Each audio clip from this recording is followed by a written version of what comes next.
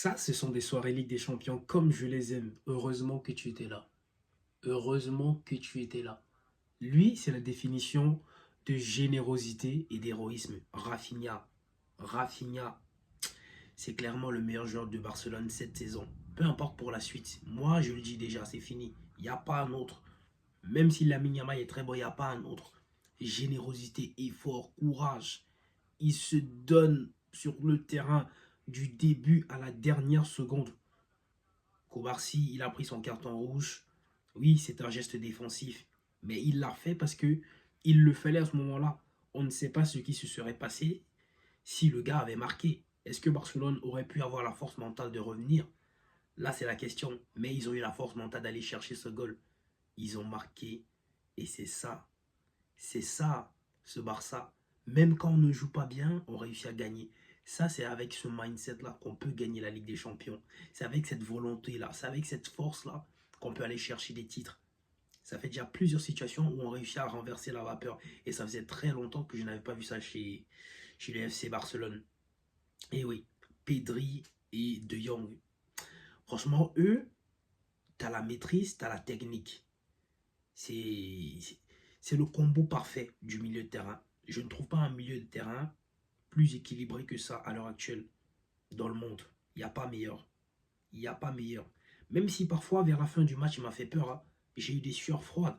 Mais je dis, mais Pedri, dégage la balle. Pourquoi est-ce que tu veux t'endetter à la conserver, à faire ci, à faire ça? J'avais peur à un moment donné. J'avais peur. Je vous mens pas.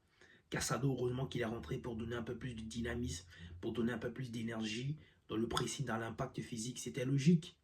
C'était logique parce que De Jong, il était déjà un peu trémoussé. Ferran Torres, il a fait son match, il est rentré pour être là défensivement parce que c'est ce qu'il fallait faire. Lewandowski absent. Oh, il était transparent pendant tout le match. J'avais comme l'impression qu'il ne voulait pas jouer. Lui, je ne sais pas pourquoi est-ce qu'on le conserve encore. On a besoin d'un avançant comme Julian Alvarez.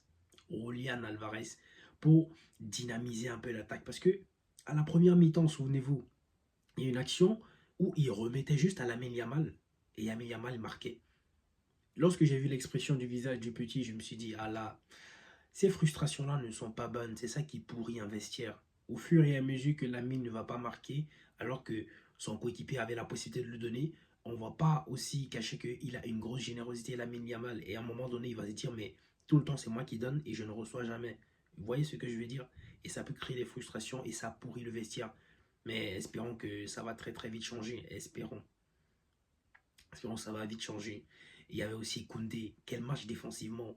On n'en parle pas beaucoup, mais c'était un très très gros match. Tchétchine aussi, qui nous a beaucoup soutenu, il nous a beaucoup aidé. Il était très présent et il était surtout rassurant. Il n'y avait pas des ballons où tu te disais, ouais, là, il commence à. Bon, non, il a été nickel. Franchement, ce genre de match-là, je me dis, si on tombe contre la prochaine équipe, je suis sûr qu'on pourra faire le job. Parce que on a un mindset.